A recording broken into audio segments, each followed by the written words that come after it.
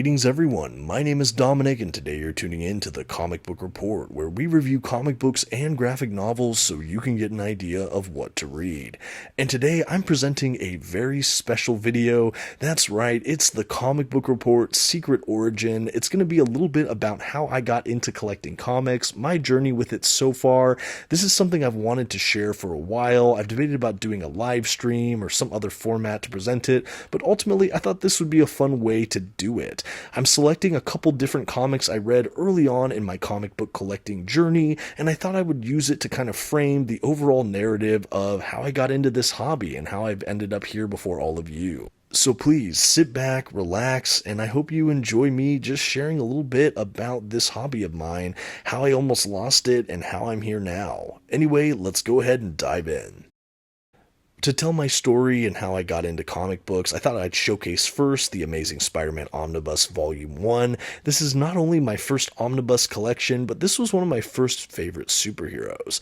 And I think that that's where I'll start. Essentially, I am a 90s kid, and I grew up watching things like the Spider-Man animated series. I think the X-Men animated series and Batman the animated series were a little bit too mature for me at the time. I did enjoy the Batman one, though, from memory, but the Spider-Man one had me absolutely glued in. I remember watching it so often after school, and I just really loved the character of Peter Parker. I loved the hero Spider-Man. I liked his supporting cast of characters, all the interesting villains, and I think that that was really my gateway into this comic book character. I also played a lot of the comic book video games for Spider-Man growing up on some of my earliest video game systems, and I remember being about the perfect age when that first Tobey Maguire Spider-Man movie came out, and it just blew my mind. I think in the background of all of this too, I had my dad who grew up collecting comics throughout the 70s and 80s, and so I'd see his comic book collection around here and there. We'd talk about it. He'd let me look through it with him and my brother sometimes. So comic books were always kind of in the background of our home, in my life. He wasn't really a collector when I was growing up, but I was aware it was something he did, and we had boxes full of comics. So this was kind of my background. You know, I got to comics through a lot of other mediums and also kind of secondhand through hearing stories from my dad. But I did love this character of Spider-Man. Like I said, he was probably my first favorite superhero character, and he's still one of my absolute favorites to this day. When I had the chance to pick up an omnibus, I was elated. I will say I first read the actual issues of Spider-Man, though, in the pages of the Marvel Essentials line. Unfortunately, I don't have any of those volumes left to show you. I either sold them or had to get rid of them, but they were old black and white collections that were printed on really cheap paper, but at the time that was the only way I could read the stories. You know, I'd pick up these collections that would maybe be, I don't know, somewhere 20, 30 issues maybe in a collection for pretty cheap, and you could read all of these great stories in chronological order. The only kind of caveat here was cheap paper, cheap materials, and no color. But for me, it was a great way to still experience these characters. The next book I'll showcase really quick is my Flash Silver Age Collection Volume 1. This is a paperback edition, but it has all the earliest Silver Age stories of the Flash. This is, of course, the origin of Barry Allen's Flash, not the Golden Age Jay Garrick, or, of course, Kid Flash Wally West, who eventually assumes the mantle as well. This collection is actually really great. It's full color, and it's a wonderful little look at some of these early stories. Like the Spider-Man collection before it, though, I first encountered these stories through the DC Showcase Presents line of comic books, which were basically their analog of the Marvel Essential line. So it was cheap black and white printings, bad paper, these paperback collections, but they'd collect, 20 or 30 issues of a book in chronological order. And I read The Flash, and that was actually one of my first exposures to The Flash was these comics. I was culturally aware of him. I watched television shows like Justice League. I was always a Batman fan just from watching the cartoons or the movies of that or video games, but The Flash was one of the first DC comics I really enjoyed just for the comic itself, especially when I went back and read all of these old books. So I should probably go back to my own history again here. So basically, I grew up in this kind of background of comics, but it really wasn't until college that I read comics proper. I think in high school I might have read Watchmen, maybe, right around when that movie was coming out, but I never really got into the hobby, so to speak. But in college, I had basically been a couple years away at university, and I was getting out of a relationship. I was in kind of a bad place in my life. I was kind of depressed and kind of down on it, and I had a buddy who was getting into comics himself, and he'd come and visit me, and we would talk about this new hobby he was getting into, which was collecting comic books. And he kind of turned me on to some of these Marvel Essential books like I've been talking about. He was a huge fan of X-Men, and we just kind of started talking, and I started ordering, used copies of these black and white collections, because in my mind I wanted to be kind of completionist and read from the very beginning. So I began to just devour these old storylines from essentially the Silver Age onward for a lot of the main Marvel and DC heroes. And that was how I began my real collection proper, was with just all these black and white copies and just kind of learning what I could about the main Marvel and DC heroes, the main team books, and I was starting to brush up on the history. I had things like Wikipedia also to help fill in the gaps for me, and I would just talk to my friend about comic books a lot. And that really brought me into the next stage of my comic book journey, which was I started to borrow comics from friends. I made a couple other friends in this college that were kind of comic book fans, and some of them would loan me trade paperback collections or different books. That's where I first got introduced to kind of indie or independent comics, and one of the first ones I remember getting into was Morning Glories by Nick Spencer and Joe Yzma. I had a trade paperback from a friend who he loaned me this. It was a couple issues. At the time, I was obsessed with the television show Lost, which was just wrapping up maybe the year or so before, and I love that show. It was all about this kind of intrigue and mystery, and every episode would leave you with more questions than answers. And in comes this comic book series from Spencer called Morning Glories, which is essentially the same feel, where every issue kind of gave me more questions than answers. It was set in a boarding school with just some really fascinating kids, and I loved this series. I now have the deluxe hardcover volume 1 here. I've reviewed it on the channel, but this was an era where, like I said, I was starting to explore a little bit more, and I didn't have a ton of money, so I was starting to collect those black and white collections like I was talking about, but I was also starting to borrow things from friends, and we were sharing, and we were just talking about things. The one friend that first got me into stuff, like I said, he was really fascinated by X-Men and Green Arrow, I recall. This other friend, though, was really into independent books, and so I started to dabble in that a little bit as well. Again, just borrowing things from a friend. I remember he introduced me to things like Why the Last Man as well.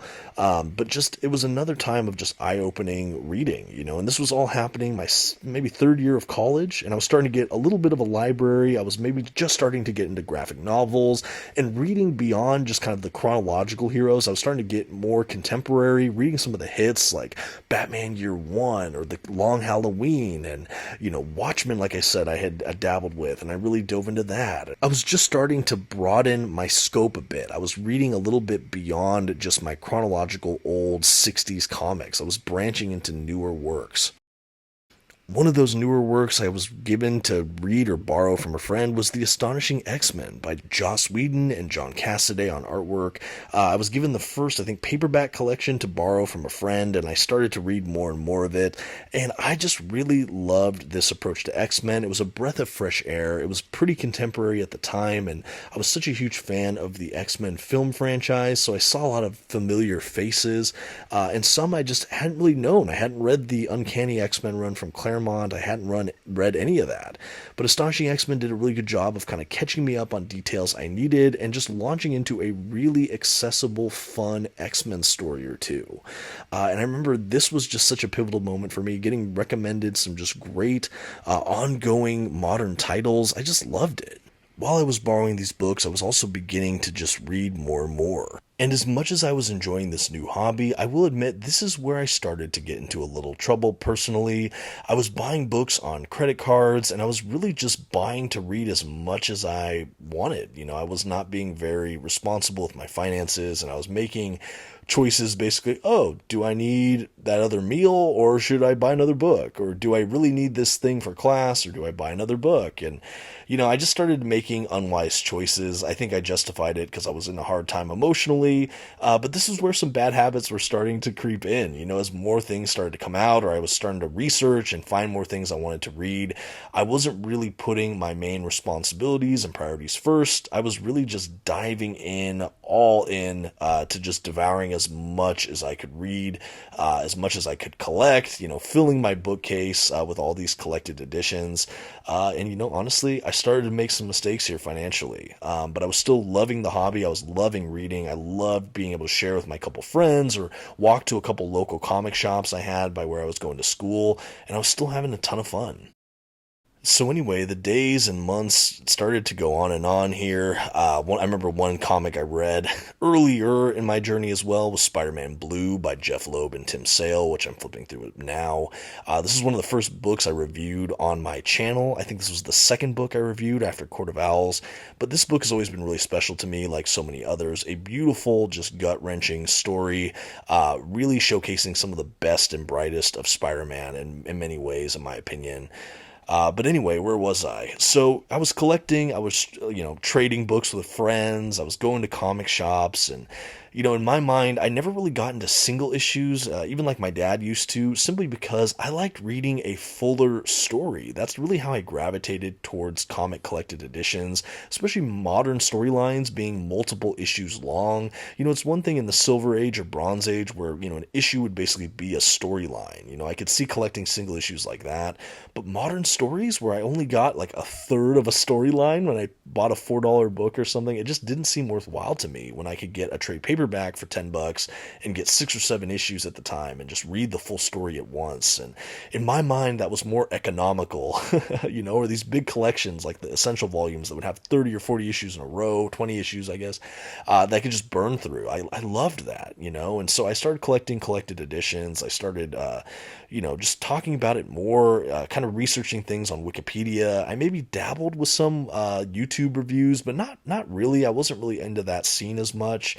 Mostly talking to friends and, like I said, Googling or Wikipediaing like the history of this character or what to read next or what are some of the best comics from these creators or these characters. And I started to find comic book writers or artists I gravitated towards, not just the character anymore. And I liked that, and I kept flipping back and forth between reading the histories of these characters and reading really modern versions of them, or hey, these are my favorite characters, but what are some of these other characters I wanted to look into? And I would fluctuate between going broad on a bunch of characters, topics, creators, and then going specific with one character or creator for a while. And I started to, again, grow my collection, grow my knowledge, grow my reading from there. Next, I'll just briefly flip through parts of Batman by Jeff Loeb and Tim Sale, the omnibus. This is the same creator team that did Spider-Man Blue. This omnibus has Batman Haunted Night, which is the collection of Halloween specials. It has Batman The Long Halloween, Dark Victory, its direct sequel, and Catwoman When in Rome. But I really got this collection because one of the first really good Batman graphic novels I ever read was Batman The Long Halloween. It's a really amazing, like 12 or 13 issue series. It explores so many of his villains, and it's a straight up detective murder mystery whodunit kind of thriller. Really just absolutely love that story, love its sequel, and really love everything Jeff Loeb and Tim Sale did for Batman. And anyway, as I flip through this omnibus, I want to continue my story here. At this time, I was maybe collecting for a year or two. I was back in my hometown after dropping out of college at the time. I would go on and get a degree eventually from a different school, but I was having a hard time. Like I said, I was getting out of a relationship. I had dropped out of a school I really loved. I was now in student loan debt, and I was racking up credit card debt with these comic books and the comic book habit. And even though I loved this so much, I was now separated from that community of comic fans I had at my old school. So it was really me just collecting by myself. And, honestly, looking back now, I could definitely see I was in a bit of a funk, a bit of a depression. And I think I gravitated towards some of these straight up superhero stories as a kind of escapism, maybe wish fulfillment, or just really reading these simple stories of like good prevailing and these heroes and people saving the day and things that really felt more remarkable than the life I was living at the time, or really where I felt I was at. And honestly, it was immensely comforting in a way.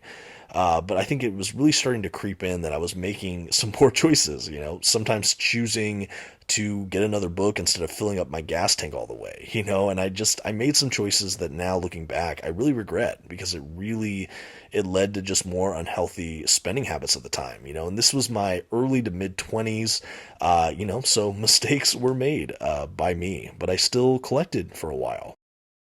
I'll go ahead and transition now into the Justice League New 52 Omnibus Volume 1.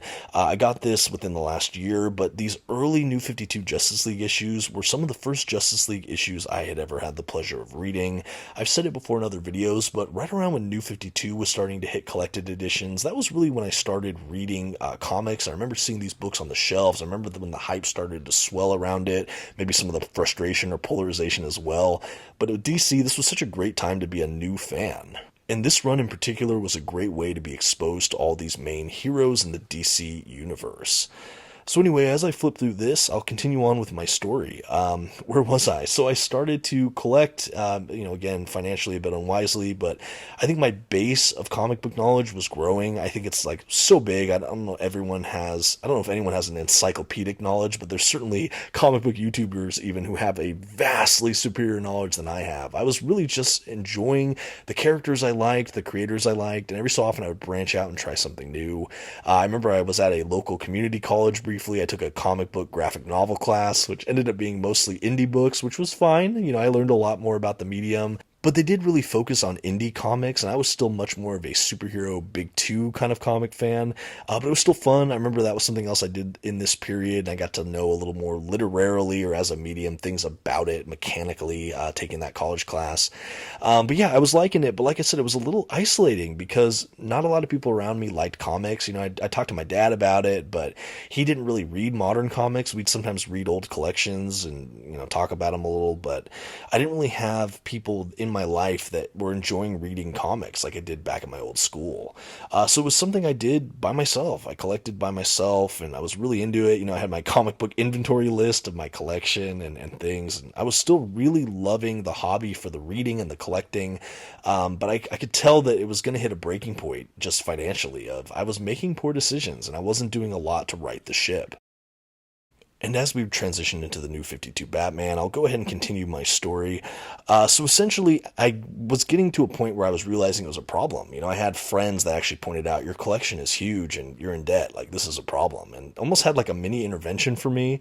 And it was kind of a scary thing, but I was really happy they did because I had this moment where I was surrounded by all these books, but I felt kind of alone. I felt kind of hollow. And I felt like I had maybe leaned on these books a bit like an emotional crutch. And so I actually began this period where I was like, I'm done. I like this, but I'm done. And I started selling off my collection, all these collected editions that at this time I'd been collecting for a few years.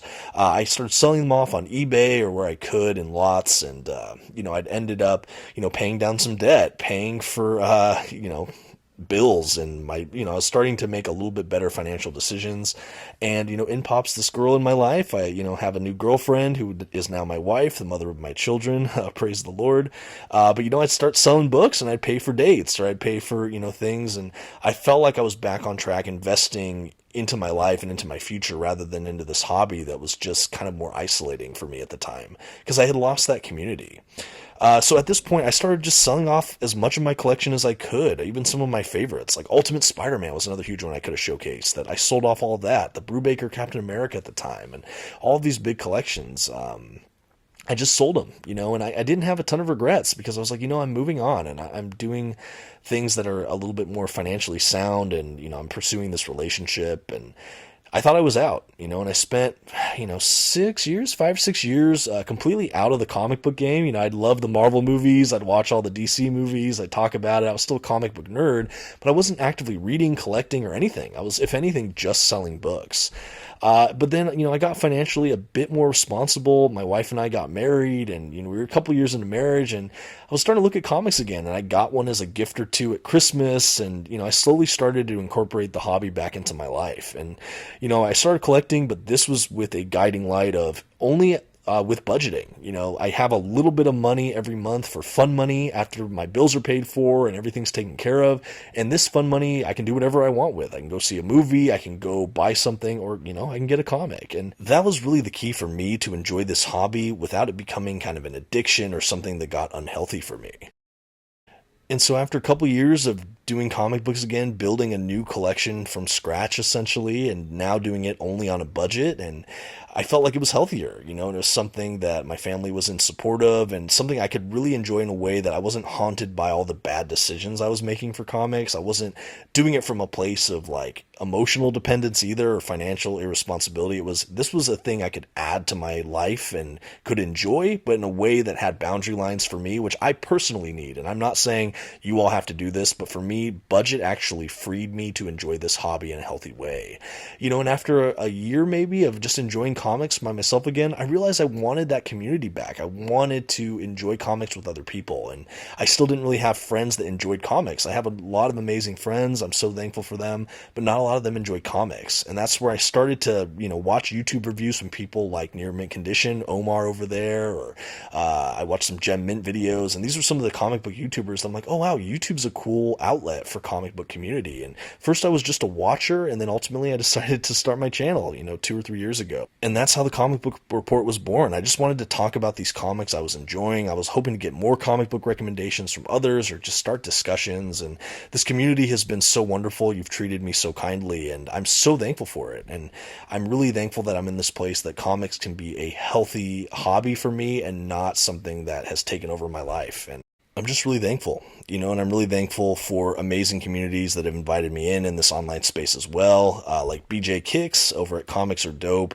He was another one with his K Squad at the time that really just was a great community to be invited into. The channel sponsor, JP Organic Price Books, really loved those guys as well. And honestly, there are so many other great comic book content creators that I've been able to befriend through some of these networks, and then also just the commenters like you.